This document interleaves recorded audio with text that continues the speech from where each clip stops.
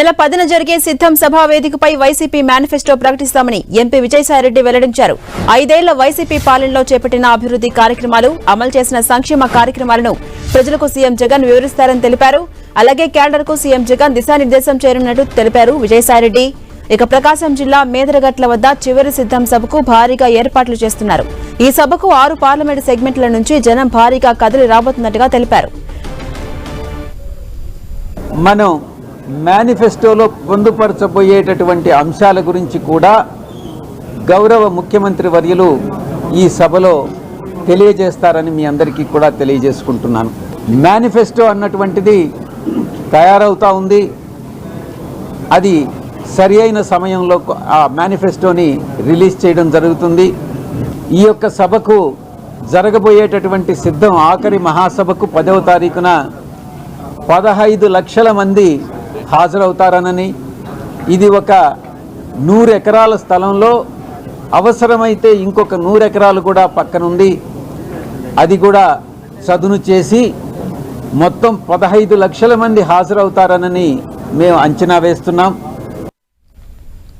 ఇదే అంశంపై మరింత సమాచారం మా ప్రతినిధి శంకర్ అందిస్తారు. శంకర్, ఈ నెల 10న సిద్ధం సభ జరగబోతోంది. చివరి సిద్ధం సభ కాబట్టి దీనిపై వైసీపీ మేనిఫెస్టో కూడా రిలీజ్ చేయబోతున్నట్టుగా చెప్తున్నారు. మేనిఫెస్టోలో ప్రధానంగా ఏ అంశాలు ఉండబోతున్నాయి, డీటెయిల్స్ ఏంటి?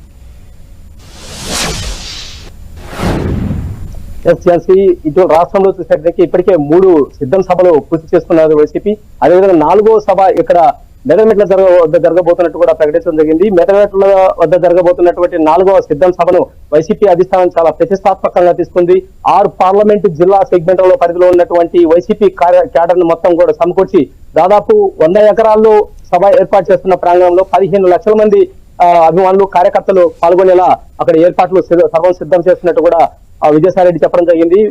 ఇక్కడికి వచ్చేటువంటి ప్రజలకు అదేవిధంగా అభిమానులకు ఎటువంటి అసౌకర్యాలు కలిగించకుండా భారీ ఎత్తున ఏర్పాట్లు కూడా జరుగుతున్నట్టు కూడా వివరించడం జరిగింది. అయితే ప్రధానంగా 2019లో ఏదైతే వైసీపీ అధికారంలో వచ్చేందుకు ఏ విధంగా అయితే మేనిఫెస్టోను రూపొందించిందో, ఈ 5 సంవత్సరాల్లో ఎటువంటి ప్రజా సంక్షేమ పథకాలను అవలంబించిందో, ఆ యొక్క సంక్షేమ సంబంధించిన పథకాలకు సంబంధించిన వివరాలను మొత్తం కూడా ఈ సభా వేదికగా ప్రజలకు వివరించబోతున్నట్లు కూడా విజయసాయిరెడ్డి ప్రకటించడం జరిగింది.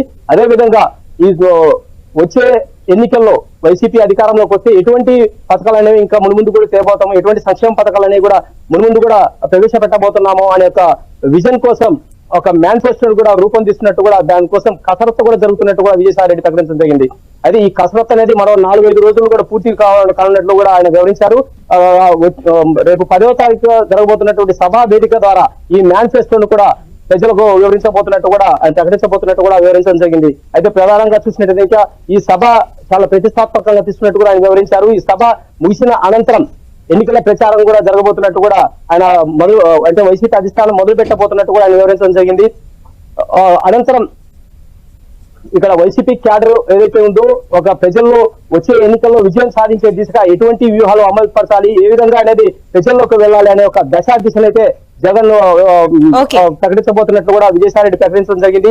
ఈ మేనిఫెస్టోలో ప్రధానంగా చూసినట్లయితే రైతు రుణమాఫీతో పాటు అదేవిధంగా బీసీ, ఎస్సీ, ఎస్టీ వర్గాలు అంటే దళిత వర్గాలు ఒక ఆకర్షించే విధంగా ఈ మేనిఫెస్టోను కూడా రూపొందించబోతున్నట్లు కూడా తెలుస్తుంది. అది ఎందుకంటే గతంలో చూసినట్లయితే ఇంకా 2004లో అప్పట్లో ఉన్నటువంటి వైఎస్ రాజశేఖర రెడ్డి అధికారంలో రావడానికి ప్రధానంగా కారణము రైతు రుణమాఫీ అని చెప్పవచ్చు. అదే విధంగా 2014లో టీడీపీ అధికారంలో రావడానికి కారణం కూడా రైతు రుణమాఫీ అనేది ఒక ప్రధాన